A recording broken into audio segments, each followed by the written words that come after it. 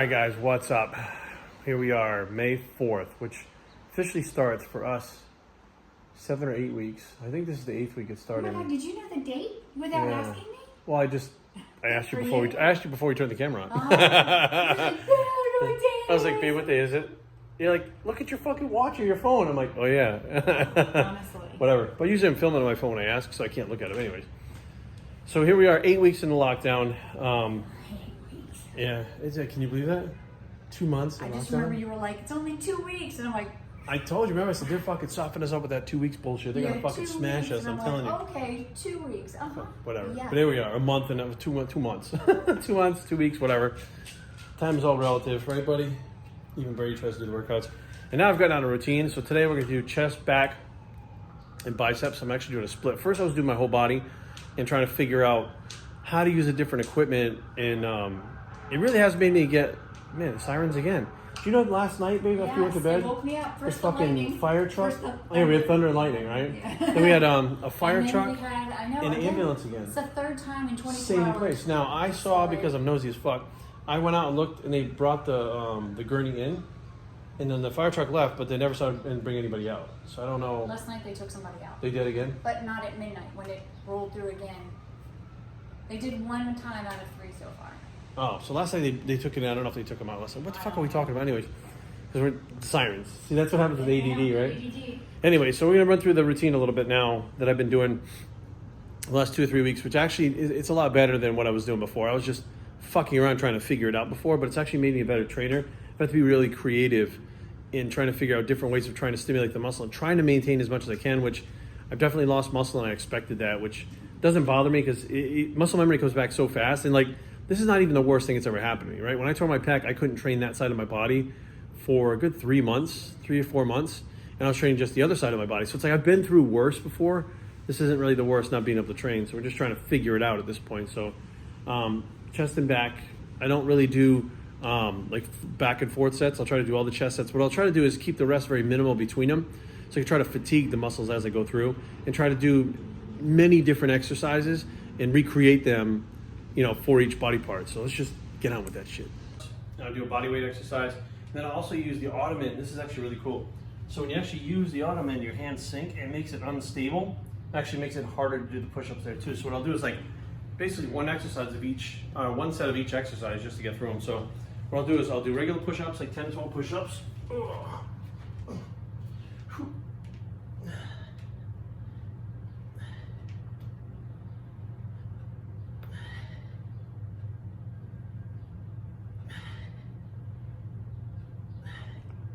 And then from there, jump right into here, which is a really weird feeling, but it does, like, it makes it so unbalanced. It's hard to even push through. It's like absorbing the energy when you're pushing. It's actually harder to do this than on the floor.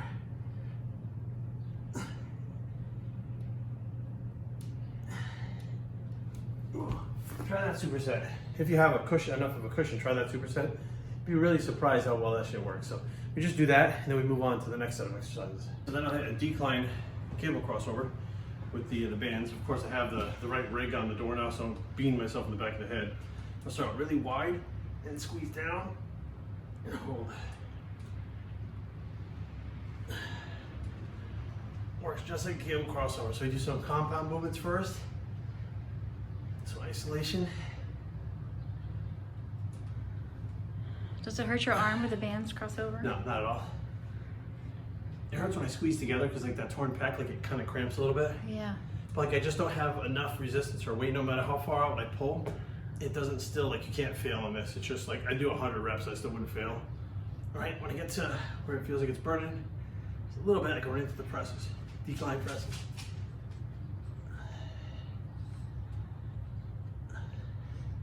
Brady's there to help him. Yeah, boy. Like your knee, like his knee. Thanks, buddy. Oh. All right, then we gotta switch it.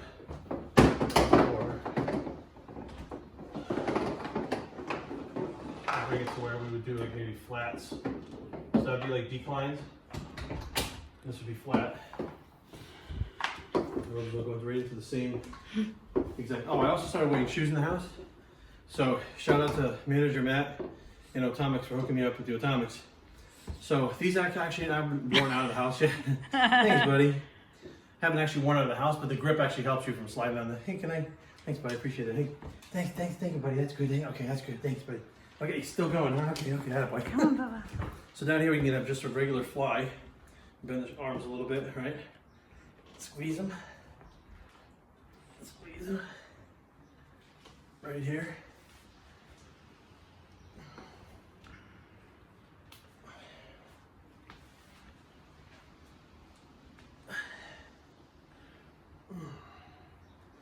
You're gonna concentrate on like that stretch more than the contraction, so it's more like a fly. Cable crossovers, you feel it more at the peak, and this you feel more in the stretch. And once you hit a certain burning in there, now thumbs underneath like this, the pressing's a little bit different here. Now this makes it a lot more like a bench press. Right here. Stretch, squeeze. Now, if you squeeze together this way, it takes a little bit of the tension off. So you squeeze straight up, just like it was a regular bar. Trying to give people a view for how it's supposed to look under your arm like that. Control the way down, explode the way up.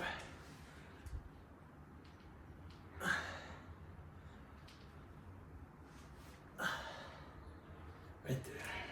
Alright. Then we get one more switch down here. Now usually I rest about 60 seconds maybe between sets. Max. Down here. Now we have the low pulley cable row without the pulley. And the same thing from here. Up.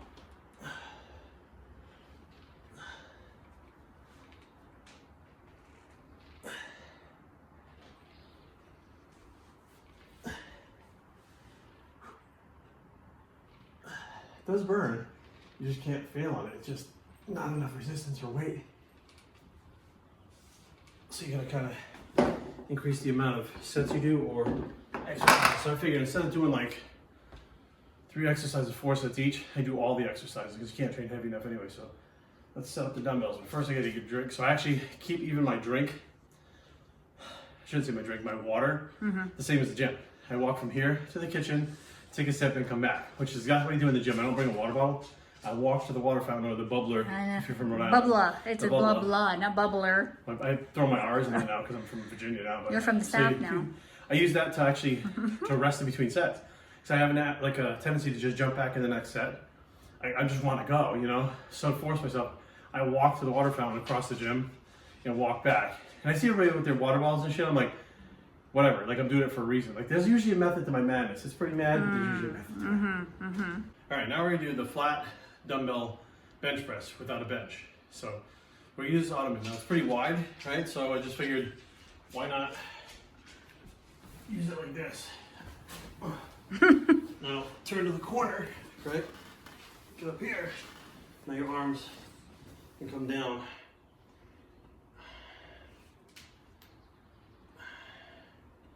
Of course, we only have 20-pound dumbbells, but that's my fault. we do them like at the end of the workout.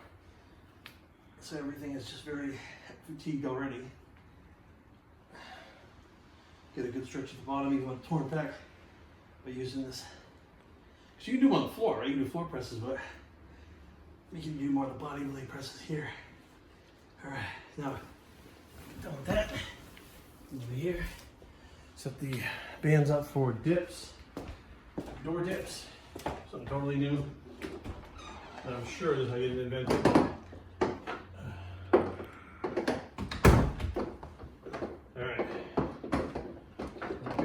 Grab these little jingies over here again. Right here. I'm going to push straight down. It's like doing a dip.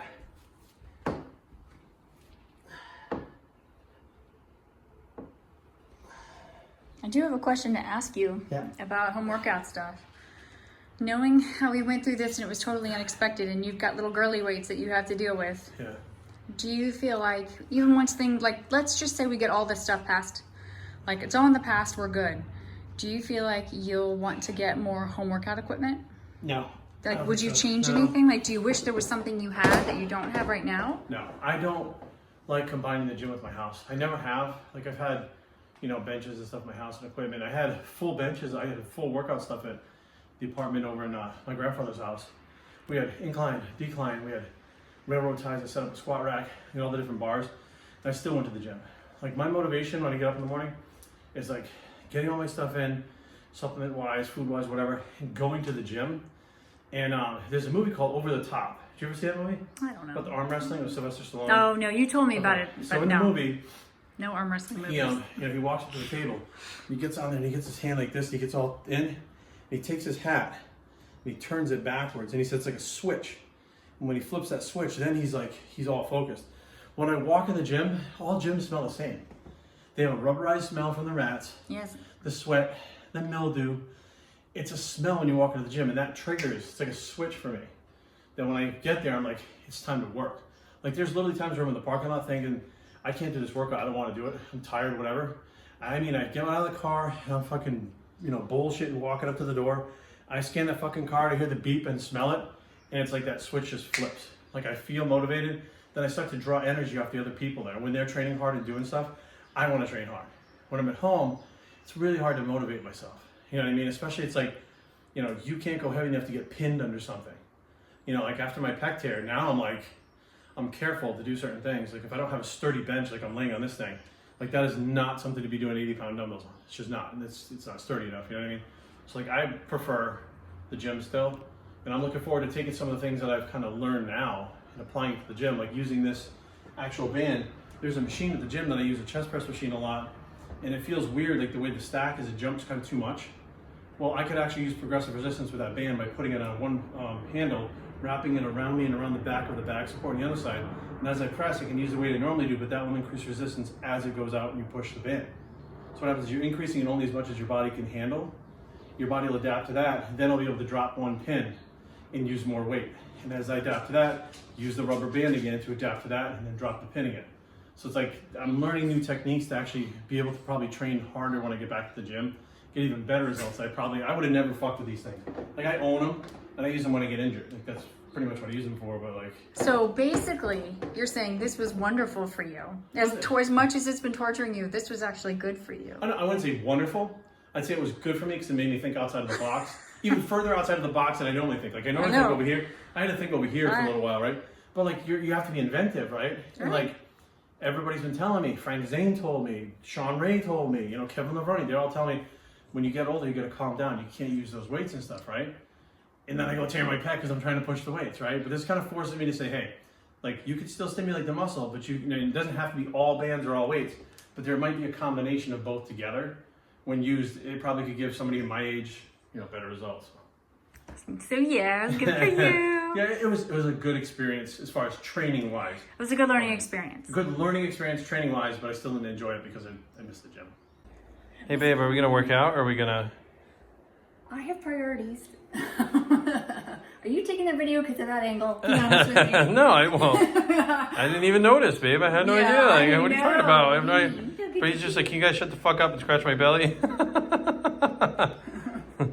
All right, so now we're gonna go into the back. What would you call it? Like a back combination, back combo series, combo series of back series sounds like it is like on so ESPN shit right there. So when you do all the pull downs, I try to do everything pulling down wise first, then do all the rows second. Sometimes in the gym I like to alternate them, but here I like to just get in position and just keep those like that. So getting on the ground like we were doing before doesn't give you the stretch like you would normally get. Like my mustache keeps going up my nose. Have you noticed that? Always like this. It keeps growing up my nose again. So like kneeling down, we don't get enough stretch and you can't keep the tension of the muscle. So I was trying to figure out a different way after we had filmed those last videos. So technically, if we get in a position like this is above us and we arch the back like we were doing a pull down, it's the same thing as doing a pull down there.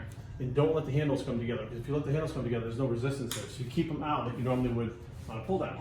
And that is exactly like a lat pull down right there. Not a row, a pull down. It's a positioning of the body that you get in, whereas this would be a row, right?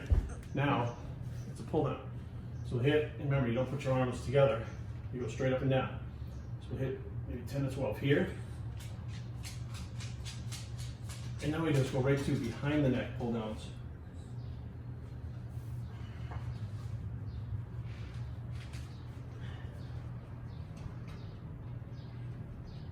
You can feel that pretty well? Yep. Right to the traps, rhomboids, teres, all that. Then I go from there, I go to the close grip, like we have the triangle grip. Pull down. Yeah. Right here. I love that one. I miss that. I love back day. It's my favorite day. Like right now, my back's on fire.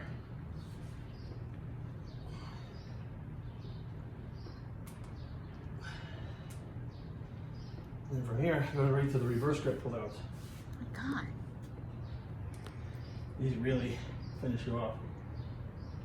And then look at his stance.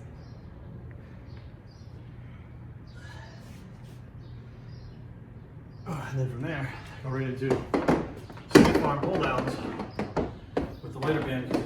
It's a completely different feeling. The stiff arm pull downs here.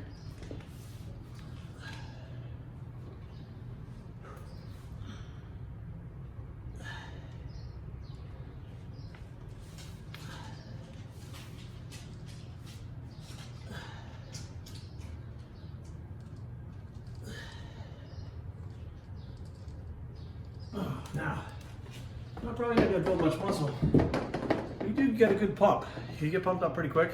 Your lats get pumped up and you can feel them all working. Now it's trying to figure out how to incorporate that into like a regular workout.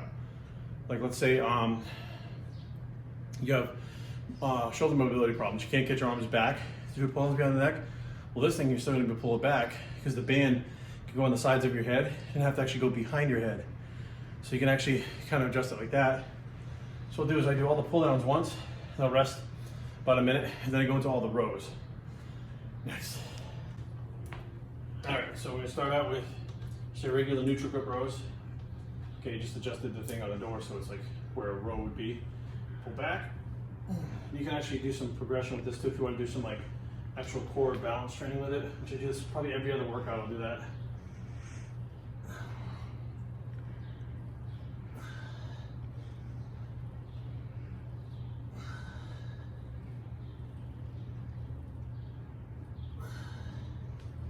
Then I go from here to high rows.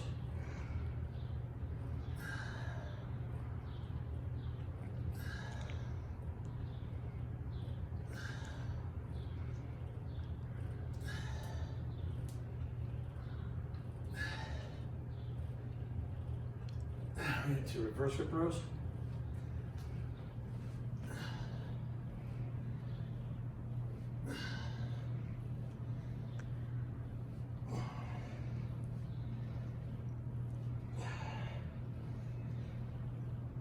Now I'm going to one arm rows where, so if I start my right arm, pull it a little bit of the slack here.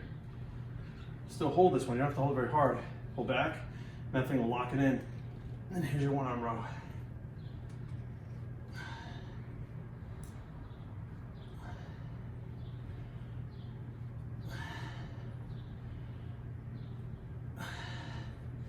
So if you get the other side, pull the slack through like that. When you pull on it, that'll lock in place. Other side.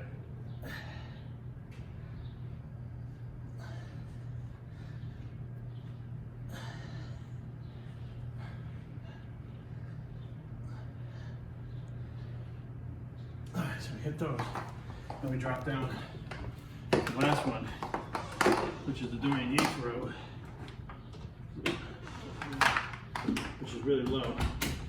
With the low Yates row. What you can do overhand down here or underhand down here too. Hits that lower lat like crazy. This is actually a pretty good one even if you are lifting normal weights. You can actually do overhand here. You can actually do neutral grip here. Neutral grip you don't really feel any different, but this feels a lot different.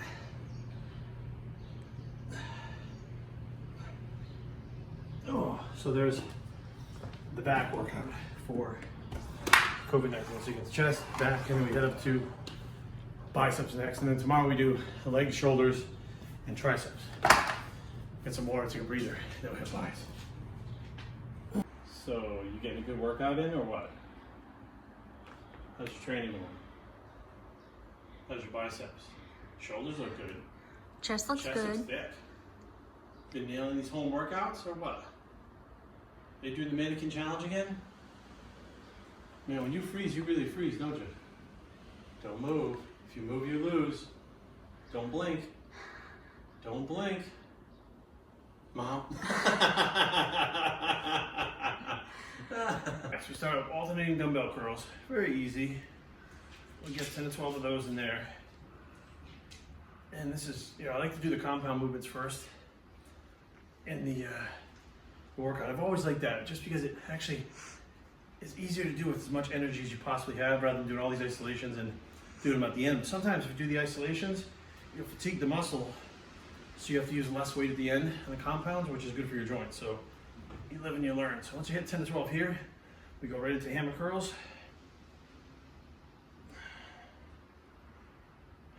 The key is not to swing and cheat. Babe.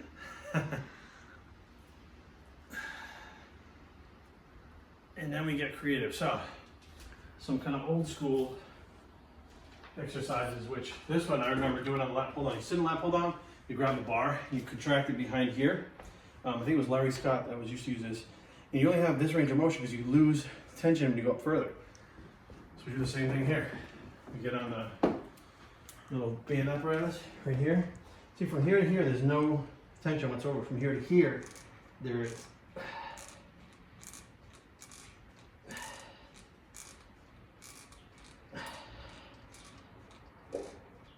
Now, so it's a contracted, so you have a compound movement, two compound movements, a contracted movement. Here, we go for a stretch position. So like incline dumbbell curls, where you sit in the incline bench, you let your arms drop back. This is an alternative to that.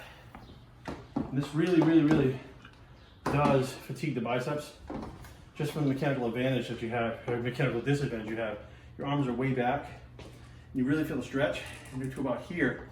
It's where you feel like you lose the tension at the top. So here, tension's all at the bottom.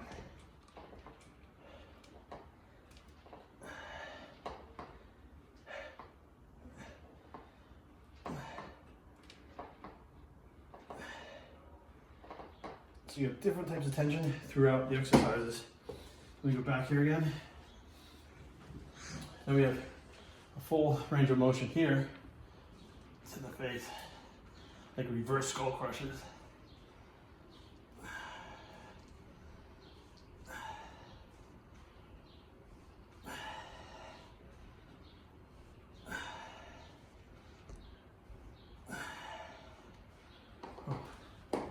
Then we head right back over to the isolation movement with the band with the fat grips on it, and we hook it under the foot. Here, here, concentration curls, and here.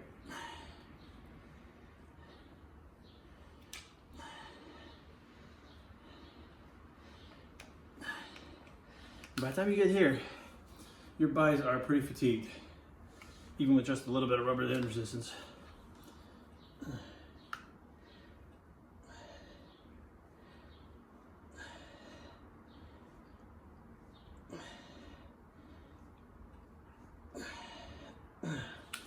Surprisingly, it actually works out pretty well. So you can run through that once, maybe twice, whatever you want to do. By the time I get done with that, I'll usually push the reps too. So like, if I'm hitting 10 to 12 and I feel like it's not doing enough, like I'm not getting a pump or anything, I'll just keep going until the muscles burn so much that I have to stop. So it's not really total failure because you're using weight, but the muscle fatigues and that waste product, the lactic acid and stuff builds up, and hydroxyproline and stuff, that irritates the muscle so bad that you have to stop. That's kind of just where I gotta go for right now. So this is what I've been doing for the last 3 or 4 weeks. I feel like it's helped maintain a little more muscle mass as I've been dieting down. And it gives me more of like a guideline every day to do, rather than wake up and just fuck around and try to figure out like, oh, today I'll do this, today I'll do that. I like having my routine set like that. So I do giant sets like this for now. I mean, depending on how long we're on this lockdown, I might do maybe each exercise 3 sets in the future. Take it as it comes. For right now, this is working pretty good. It gives me a good pump. It's helping me attain the goal that I'm at, so there's really no reason to change it. So, come on, breath, damn it. I gotta get a drink in. So finish up with abs, then we'll do our cardio. And then tomorrow, yeah, legs, shoulders, and triceps tomorrow, and abs tomorrow. So hopefully this could have some help for you guys somewhere, hopefully. Some of you guys he's already back at the gym. I saw Rich Siegelman training back at his gym. He was so happy. He was so pumped. So we'll see you guys soon back at the gym, guys. Hang in there. Be tough. We're out.